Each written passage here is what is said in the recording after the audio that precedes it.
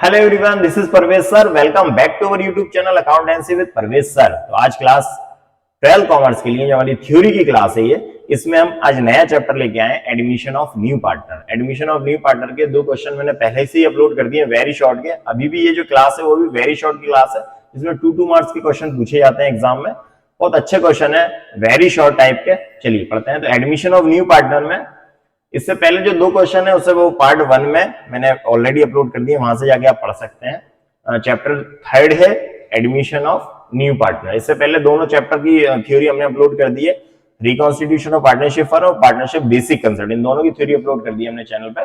Please जल्दी subscribe कर लें अगर आप अभी अभी जुड़े हैं हमसे, और अगर आपने अभी तक सब्सक्राइब ना किया हो तो प्लीज जल्दी सब्सक्राइब कर लें accountancy with Parvez sir YouTube channel को। चलिए, तो आज का जो इस क्लास का जो फर्स्ट क्वेश्चन है, वेरी शॉर्ट क्वेश्चन है, what is goodwill. What is goodwill, बहुत सिंपल सा क्वेश्चन है। व्हाट इज गुडविल आपने कई बार पढ़ा होगा, न्यूमेरिकल के क्वेश्चन भी हमने कई सारे पढ़ लिए हैं इसके। Okay, what is goodwill, goodwill क्या होती है, गुडविल क्या है। सिंपल सी बात बताऊं, गुडविल मैंने अगर हम बात करें इसके मीनिंग, बहुत सिंपल से मीनिंग है, हिंदी में बात करें तो इसका मतलब सीधा सा होता है कि पुराने जो कस्टमर है वो पुरानी जगह पर आते रहेंगे। एक सिंपल सी लैंग्वेज है इसकी, पुराने कस्टमर पुरानी जगह आते रहेंगे, ये गुडविल है। गुडविल का मतलब ये होता है, गुडविल एक रेपुटेशन है, एक नाम है, एक ब्रांड है। आप जिस चीज को पसंद करते हैं उसी चीज को दोबारा से यूज करना चाहते हैं, तो जो आप दोबारा यूज करना चाहते हैं वही उस चीज की गुडविल है। चलिए, तो सबसे पहले बात करें थ्योरी की, क्या बोल रहा है वो। अकाउंटिंग पॉइंट ऑफ व्यू से क्या बोला है, from accounting point of view the capacity of a firm to earn in excess over and above the normal earning made by similar firms in the same business और industry is known as goodwill. Accounting point of view से उन्होंने ये बताया है कि firm की goodwill को कैसे वैल्यूट किया जाएगा, कैसे बताया जाएगा, कैसे गुडविल मानेंगे हम इसकी गुडविल क्या है। तो एक सिमिलर फर्म्स की बात करें, इक्वल बिजनेस, ये इक्वल इंडस्ट्री है, सेम बिजनेस है, दोनों फर्म का सेम इंडस्ट्री है।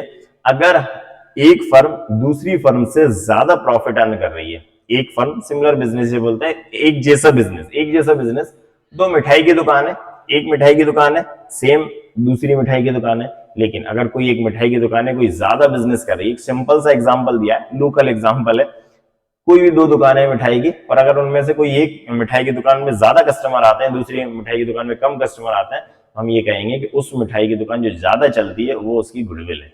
यही लिखा हुआ है, सिंपल सी बात है। कि अकाउंटिंग पॉइंट ऑफ व्यू की बात करें कि फर्म की कैपेसिटी का मतलब यह है कि एक फर्म किसी दूसरे फर्म से ज्यादा प्रॉफिट अर्न कर रही है, सेम बिजनेस है, सिमिलर बिजनेस है, सेम इंडस्ट्री है, अगर ज्यादा प्रॉफिट अर्न कर रही है दैट मींस गुडविल।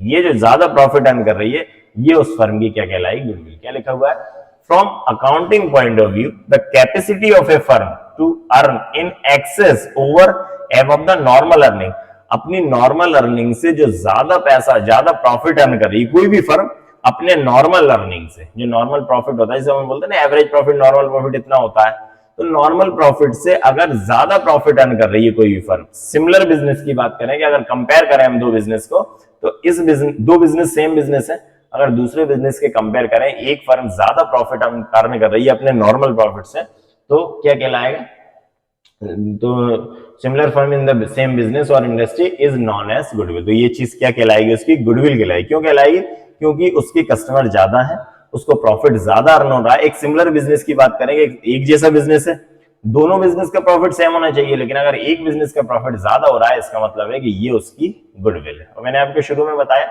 कि पुराने कस्टमर पुरानी जगह आते रहेंगे, इसका मतलब यही है कि पुराने कस्टमर क्यों पुरानी जगह आते रहेंगे, क्योंकि उनको उसकी प्रोडक्ट की क्वालिटी अच्छी लगेगी, उसका बिहेवियर अच्छा लगेगा, दैट मींस उस फर्म की गुडविल ज्यादा कहलाएगी। ठीक है, ये था क्वेश्चन हमारा, व्हाट इज गुडविल। चलिए नेक्स्ट क्वेश्चन पढ़ते हैं हम इसके। Explain the nature of goodwill. अभी हम पढ़ रहे थे कि व्हाट इज गुडविल, गुडविल क्या है, अब हम पढ़ रहे हैं कि गुडविल का नेचर कैसा है, गुडविल कैसा होती है, कैसी होती है गुडविल, क्या नेचर क्या है। चलिए पढ़ लेते हैं। देखिए, गुडविल के नेचर की बात करें तो गुडविल एक इंटेंजिबल एसेट है। इंटेंजिबल एसेट क्यों, अमूर्त संपत्ति, ऐसा क्यों बोलता है, क्योंकि उसको ना तो आप देख सकते हैं कि आप कितने फेमस हैं, ये आप कैसे बताएंगे, तो आप उस फेमस को ना तो देख पा रहे हैं ना छू पा रहे हैं। जैसे गुडविल है, गुडविल हम बोल रहे हैं कि कोई एक नाम है जो फेमस है। अब नाम कितना फेमस है, उसे 100 लोग जानते हैं, 1000 लोग जानते हैं, 1 लाख लोग जानते हैं, 1 करोड़ लोग जानते हैं, पूरी दुनिया जानती है, कितने लोग जानते हैं, कोई नहीं बता सकता। तो गुडविल एक इंटेंजिबल एसेट्स है, ना आप उसको टच कर सकते हैं, ना आप उसको देख सकते हैं, ये एक इंटेंजिबल। हालांकि ये एक फिक्स्ड एसेट्स भी है, गुडविल जो है वो एक फिक्स्ड एसेट्स भी है, क्योंकि और अदर एसेट्स की जैसे ही ये भी बिजनेस को बढ़ावा देती है, बिजनेस को बढ़ाती है गुडविल भी। जैसे और अदर मशीनरी है, फर्नीचर है, जो भी एसेट्स बिजनेस को बढ़ाने में मदद करती है, ऐसे ही गुडविल भी बिजनेस को बढ़ाने में मदद करती है। इसलिए इसको कहा गया है कि ये भी एक फिक्स्ड एसेट्स है, लेकिन इसको इंटेंजिबल एसेट्स की तरह ट्रीट किया जाता है। क्यों? क्योंकि इंटेंजिबल एसेट्स की तरह इसलिए हम ट्रीट करते हैं कि ना तो हम इसको देख सकते हैं, ना हम इसको छू सकते हैं, इसलिए ये एक इंटेंजिबल एसेट्स है। चलिए पढ़ते हैं क्या बोल रहे हैं। Goodwill is an assets like any other business asset. Goodwill एक एसेट्स है जैसे कि बिजनेस की और एसेट्स होती है। सेम बात है कि जो भी बिजनेस की एसेट है वो बिजनेस को बढ़ाने में हमें मदद करती है, वैसे ही गुडविल भी है। गुडविल भी और बिजनेस एसेट की तरह ही एक एसेट है।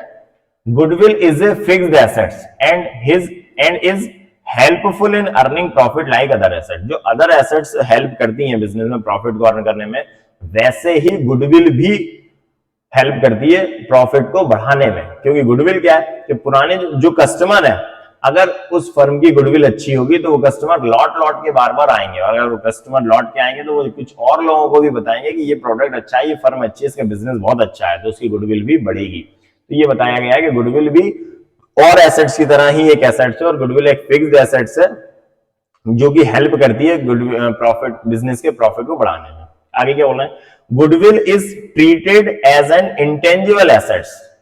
गुडविल को ट्रीट किया जाता है इंटेंजिबल एसेट्स की तरह। क्यों? That is which can not be seen, जिसको ना तो हम देख सकते हैं और टच्ड, ना उसको छू सकते हैं। ना तो गुडविल को हम देख सकते हैं, ना गुडविल को छू सकते हैं। It does not have any physical form, ये कोई फिजिकल फॉर्म में नहीं है। गुडविल अगर आप बात करेंगे गुडविल कहाँ है तो नहीं देख सकते, ना छू सकते, आप सिर्फ महसूस कर सकते हैं। महसूस करने की बात ये हुई कि आप किसी भी प्रोडक्ट की, जैसे जो प्रोडक्ट हम यूज कर रहे हैं, अगर हम उस प्रोडक्ट को अगेन से रिपीट करते हैं, दैट मीन्स उस ब्रांड की गुडविल है, उस प्रोडक्ट की गुडविल है, उस फर्म की गुडविल है, उस कंपनी की गुडविल है। अगर हम उस प्रोडक्ट को दोबारा से रिपीट कर रहे हैं, जैसे आप सिंपल से आप कोई डीओ यूज कर रहे हैं, आप कोई सोप यूज कर रहे हैं, आप कोई शैम्पू यूज कर रहे हैं, अगर आप हर मंथ उसको यूज कर रहे हैं, दैट मीन्स उस प्रोडक्ट की क्वालिटी बहुत अच्छी है और आपकी नजर में उसकी गुडविल बहुत अच्छी है। लेकिन आप ये नहीं कह सकते कितनी फेमस है वो चीज, कितना फेमस है, ये कैसे वैल्यू करेंगे आप? तो इसीलिए इसको इंटेंजिबल एसेट्स कहा गया है। ठीक है, तो एक जो क्वेश्चन था हमारा कि गुडविल का नेचर कैसा है, तो गुडविल एक एसेट्स की तरह है जैसे ही और अदर एसेट्स होती हैं। गुडविल भी एक फिक्स्ड एसेट्स है क्योंकि ये हेल्प करती है प्रॉफिट को बढ़ाने में, लेकिन गुडविल को ट्रीट किया जाता है एक इंटेंजिबल एसेट्स की तरह, क्योंकि ना तो हम इसको देख सकते हैं ना छू सकते हैं, इसका कोई फिजिकल फॉर्म नहीं है, इसलिए इसको हम इंटेंजिबल एसेट्स कहते हैं। ठीक है, ये क्वेश्चन कंप्लीट हुआ।